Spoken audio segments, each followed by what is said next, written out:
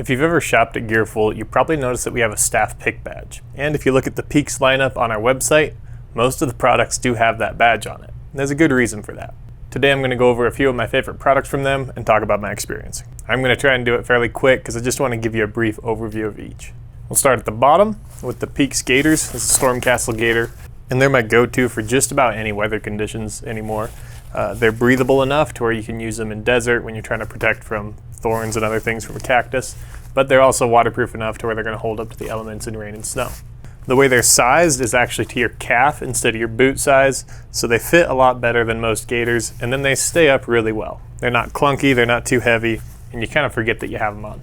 Moving on to the trekking poles. A trekking pole is a fairly simple product, but I feel like Peax really just did it right. The handle feels good, the length is good, and they're durable enough to handle a heavy pack out. A few things that stand out: the top fits nicely on your palm, and it's compatible with all of their shelters. The cork handle feels really good in your hand. It's carbon fiber for the top two sections, and then aluminum for the bottom section. That makes it so that where there's going to be rocks and other things that might damage carbon, the aluminum is going to be more durable there, but the carbon is obviously more rigid and lighter weight. You have good tension adjustment here, and the rubber foot on the bottom threads on and off, so you're not going to be losing that. Like I said, there's not a ton of huge differentiators between this and, say, a Lecky, but I do feel like it's just a little more heavy duty, and it functions really well. It's a similar story for their headlamp. I feel like this headlamp is going to be about as bright as a lot of other options on the market. Lumens aren't as hard to find anymore. What's hard to find is something that's rechargeable, has a replaceable battery, and has ease of use. So on this headlamp, you actually have a replaceable rechargeable battery. So you pull this out, and if you're on a long trip, you can bring another one of these, swap it back in there, and you're good to go. As far as battery life goes, I've been very happy with this one. I have yet to do a trip that lasts so long that I need to recharge a single battery. Talking about ease of use, there are 6 modes, 3 for white, 3 for green. About as simple as it gets, and if you want to lock the headlamp so that it doesn't turn on in your backpack, you just hold that power button down for a while. It's a simple design, it's compact, been very happy with this one. Moving on to shelters, I'll talk about the TNT for just a little bit.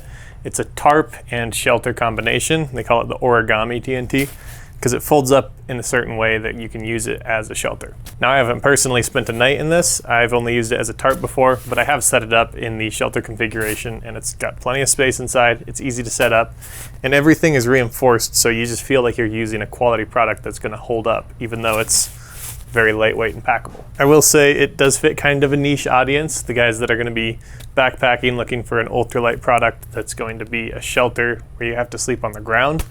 That's not me. Typically I'll go for the extra pounds and go with a tent with a floor, but if you are looking for something like this, it's a great option. And now we'll move on to the Solitude line. So I've used their 4-person teepee. We're actually out of stock of those, so I don't have one to show. This is their 6-man, and they also just came out with a 1-man. But I've been super happy with the 4-person teepee. There's a few things that set it apart from a lot of the other regular teepees on the market. Number 1, I'd say, is how steep the walls are, and then the fact that it has that cross-trek stabilization in the top. So when you use that in wind, or if you have any snow load, that's going to add a lot of rigidity to the teepee, and then the steepness of the walls is going to make it so you have headspace. When you're inside, you don't get condensation all over you and all over your gear. It's lightweight, the floor connects to the teepee really well, and everything about it just feels thoughtfully designed. The horseshoe zipper door, the single guy out system, and a couple other features that are just nice to use. And then probably my favorite part about the 4-man teepee is the fact that it's compatible with the Torrid Stove. I also don't have one of those with me because they are sold out, but in terms of a backpacking stove, that's really about the best I've ever seen. It's compact, it's lightweight, and it puts together really easy compared to some that you have to put all thread through and thread them in. This one just clamps together with the feet. There's 3 feet, so you can adjust it right, and it makes a really nice draft for such a small stove. Was very happy with the way it burnt.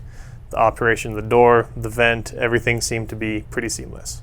If you are looking for a tent option for a backpacking trip that you know you're going to have rain or snow, I think one of their teepees with that Torrid stove is probably about as good as it gets. And having that stove with you really makes your life a lot better. Now, I know it sounds like I'm just hyping up Peax, and I am, but I do truly believe in these products. They solve real problems in the backcountry, and I've been super happy with everything I've gotten the chance to use. We do sell them at Gearful, so if you're interested, go check them out.